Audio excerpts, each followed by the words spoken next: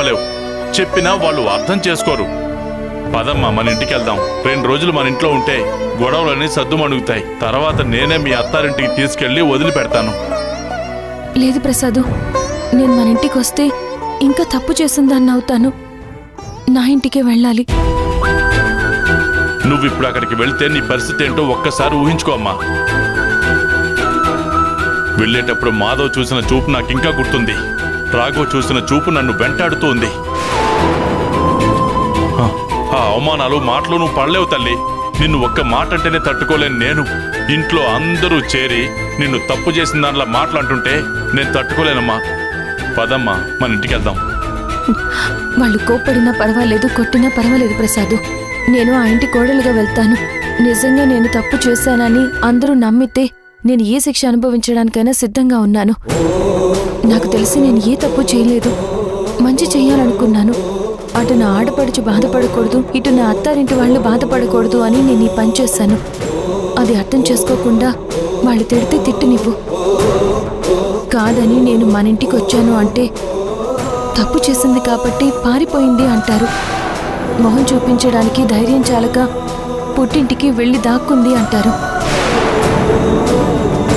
ఇప్పుడు నేను నీతో వస్తే వాళ్ళు నన్నే కాదు నిన్ను కూడా అనే అవకాశం ఉంటుంది. కూతురు తప్పు చేస్తే తండ్రి తీసుకెళ్లి దాచిపెట్టుకున్నాడు, పెద్ద మనిషి అతనికైనా ఉండాలి కదా అని నిన్ను కూడా అంటారు. అందుకే నా వల్ల నువ్వు బాధపడ్డం నాకు ఇష్టం లేదు. నేను మా ఇంటికి వెళ్తున్నాను, నువ్వు మీ ఇంటికి వెళ్ళు. లేదమ్మా, నేను కూడా వస్తాను అంటే 2 మాటలు అంటారు. అనని నీకోసం పడతా.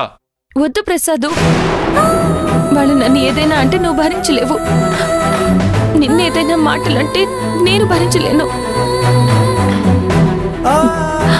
నా కోసం నువ్వు వాళ్ళని క్షమాపణ అడిగే పరిస్థితి వస్తే అది చూసి నేను తట్టుకోలేను. నన్ను మీరు ఆ ఇంటి కోడల్ని ఎప్పుడు చేశారో అక్కడి నుంచి నేను చేసేది తప్పైనా ఒప్పైనా నేనే ఫేస్ చేయాలి.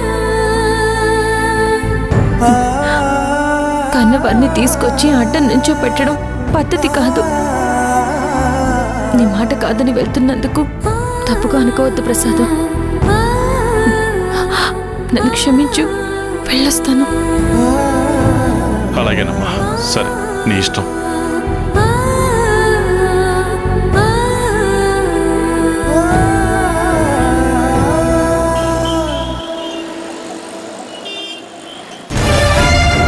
మమ్మీ, ప్లీజ్ మమ్మీ, నా మాట విను. ఇందులో తన తప్పేమీ లేదు. నువ్వింకెవరినైనా ప్రేమించుంటే కనీసం నీ ప్రేమ గురించి ఆలోచించుండేదాన్ని. నీ మీద ఎన్నో ఆశలు పెట్టుకుని ఎన్నో కలలు కంటూ ఉంటే చివరికి వెళ్ళి అలాంటి కుటుంబం దాన్ని పెళ్లి చేసుకోవాలనుకుంటున్నావా? అది నాకు తెలియకుండా. మీకు చెప్పే ధైర్యం లేకనే గుళ్ళో పెళ్లి చేసుకోవాలనుకున్నాం మమ్మీ. ఆ తర్వాత మీకు కనిపించాలి అనుకున్నాం. ఇందులో శౌర్య తప్పేమీ లేదు మమ్మీ. నేనే దానికి చాటుగా పెళ్లి చేసుకుందాం అని చెప్పాను. రే, నువ్వింకేం మాట్లాడుతూ ఆ శౌర్యకి నీకు పెళ్ళనేది జరిగేదే లేదు.